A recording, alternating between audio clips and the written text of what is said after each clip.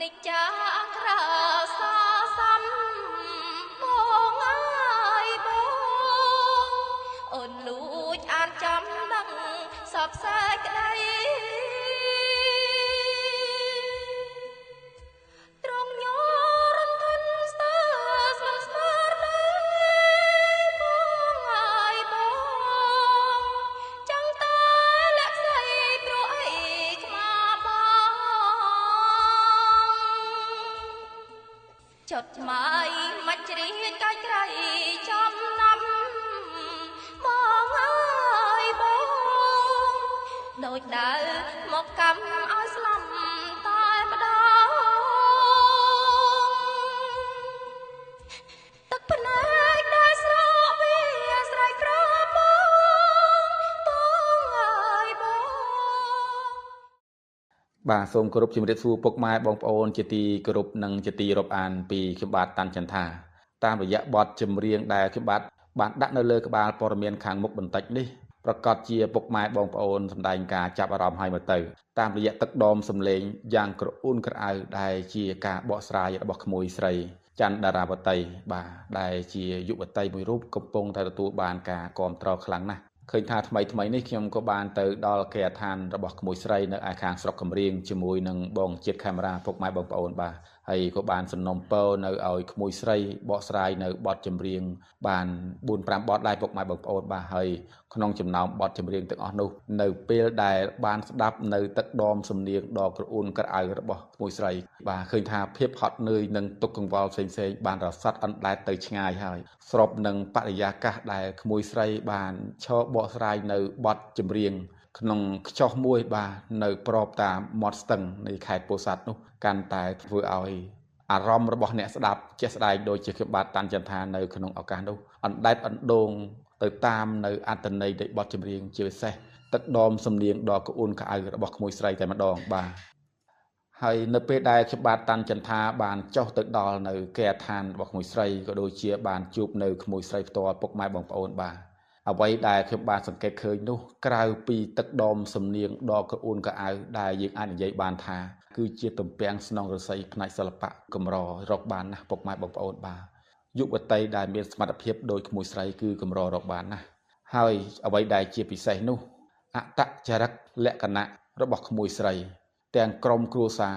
ទាំងម្ដាយទាំងឪពុកទាំងបងប្អូនទាំងសាច់ញាតិនៅពេលដែលខ្ញុំបាទតាន់ចន្ទថានិងបងជាតិខេមរាបានទៅដល់ពួកគាត់ក៏បានមករុះរាយរាក់ទាក់ហើយអ្វីដែលខ្ញុំបាទកត់ចំណាំឃើញនោះពុកម៉ែបងប្អូនហើយឃើញថាចរិតលក្ខណៈរបស់ក្មួយស្រីច័ន្ទដារាវតីនេះ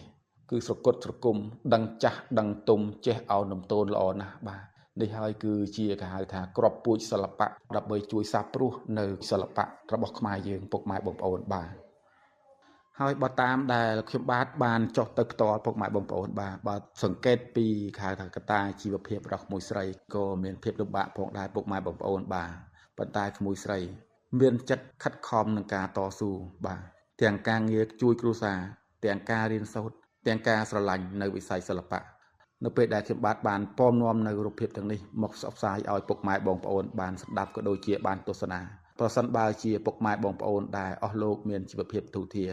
អាចជួយសម្របសម្រួលដល់កត្តាជីវភាពដល់ក្មួយស្រីខ្ញុំជឿជាក់ថាពិតជាល្អមែនទែនបាទដោយសារខ្ញុំមើលទៅឃើញជីវភាពក្មួយស្រីឃើញថាលំបាកមែនទែនបាទ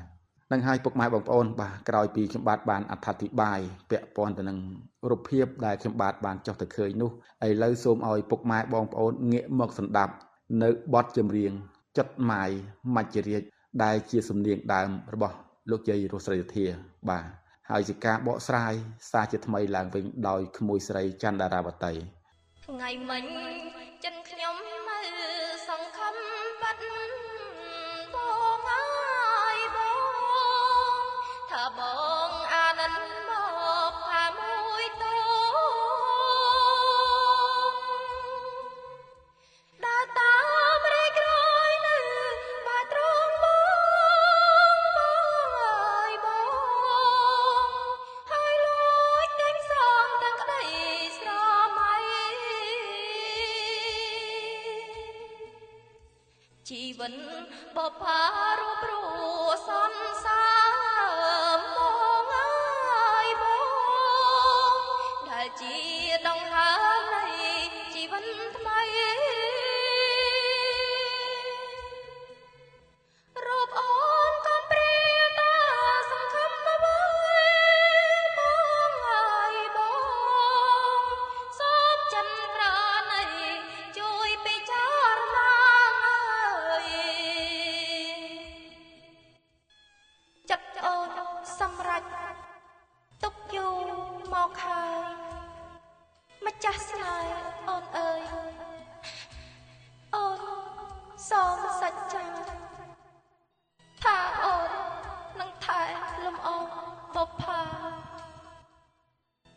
សោតសង្ខារទុកជូនប្រថ្លៃតែអង្គនិច្ចាក្រៅសាសំបងអើយបងអូនលួចអានចាំដឹងសពសេចក្តីត្រង់ញរន្ធិនស្ទើស្លឹមស្មើរបងអើយបងចង់តែលាក់ស្អីព្រោះអីខ្មាបងចុតឆ្មាយមិនជ្រៀងកាច់ក្រៃចំណាំបងអើយបងដូចដើរមកកម្មឲ្យស្លាប់តែម្ដងទឹកភ្នែកដែលស្រក់វាស្រែកប្របងអើយបងអានឹងគ្នាផងចាំរៀងអ្នកចំកាយ ឃើញថាពុកម៉ែបងប្អូនហើយនៅពេលដែលខ្ញុំអង្គុយស្ដាប់ផ្ទាល់ដែលក្មួយស្រីឈរជើងផ្ទាល់គឺស្ដាប់ឲ្យព្រឺរោមខ្ញាក់តែម្ដងពុកម៉ែបងប្អូនបាទនិយាយនេះមិនមែនលើកសរសើរក្មួយស្រីនោះទេបាទគឺជារឿងជាក់ស្ដែងគឺជារឿងពិតប្រាកដនៅពេលដែលបានស្ដាប់នៅក្មួយស្រីបកស្រាយផ្ទាល់ឃើញថាស្ដាប់ហើយអណ្ដែតអណ្ដូងព្រឺរោមខ្ញាក់តែម្ដងពុកម៉ែបងប្អូនបាទឃើញថាទឹកដមសំនៀងរបស់ក្មួយស្រីពីរោះណាស់កម្ររកបានណាស់ពុកម៉ែបងប្អូនហើយបាទគ្រាន់តែនៅថ្ងៃដែលខ្ញុំទៅនោះគឺក្មួយស្រីគាត់មានបញ្ហាគេហៅថាគ្រុនផ្ដាសាយរៀងស្អាបំពង់កពុកម៉ែបងប្អូនបាទដូច្នេះហើយធ្វើឲ្យការបកស្រាយនៅចំណុចខ្លះគាត់ក៏មានលំបាកដែរបាទហើយការពីដំបូងឡើយខ្ញុំគិតថាក្មួយស្រីមិនអាចបកស្រាយកើតទេសូម្បីតែការនិយាយស្ដីជាមួយខ្ញុំបាទនោះក៏ក្មួយស្រីកាហែមចុះកាហែមឡើងពុកម៉ែបងប្អូនបាទប៉ុន្តែក្មួយស្រីព្យាយាមបានបកស្រាយរហូតដល់បាន 4-5 បទដែរហើយក្នុងចំណោមបទចម្រៀងទាំងអស់ដែលក្មួយស្រីបានបកស្រាយទោះបីជានៅមានចំណុចខ្វះខាតប៉ុន្តែខ្ញុំនៅតែលើកទឹកចិត្តនិងសរសើរដល់ក្មួយស្រីដោយសារក្មួយស្រីគាត់មានការខិតខំតស៊ូខ្លាំងណាស់បាទហើយខ្ញុំសង្ឃឹមថាពុកម៉ែបងប្អូនទាំងក្នុងនិងក្រៅស្រុកនឹងតាមជួយលើកទឹកចិត្តដល់ក្មួយស្រីបន្ថែមទៀតពីព្រោះអីក្មួយស្រីក៏បានតស៊ូនៅវិស័យសិល្បៈនេះតាំងពីតូចពុកម៉ែបងប្អូនបាទពលគឺក្មួយស្រីបានប្រាប់ខ្ញុំថាគាត់ចេះច្រៀងតាំងពីអាយុ5ឆ្នាំហើយគាត់ក៏បានស្វះស្វែងបង្ហាញនៅសមត្ថភាពទេពកោសល្យទឹកដមសម្លេងរបស់ក្មួយស្រីអស់រយៈពេលជាច្រើនឆ្នាំហើយដែរហើយក្មួយស្រីក៏ធ្លាប់ទទួលរងនៅការបាក់ទឹកចិត្តច្រើនលើកច្រើនសារហើយដែរទើបតែពេលនេះទើបក្មួយស្រីមានឱកាសបានបង្ហាញនៅទឹកដមសំនៀងសារជាថ្មីនិងទទួលបានការគាំទ្រពីពុកម៉ែបងប្អូនហើយខ្ញុំសង្ឃឹមថាពុកម៉ែបងប្អូនទាំងក្នុងនិងក្រៅស្រុកនឹងចូលរួមជួយលើកទឹកចិត្តដល់ក្មួយស្រីបន្តទៀតបាទ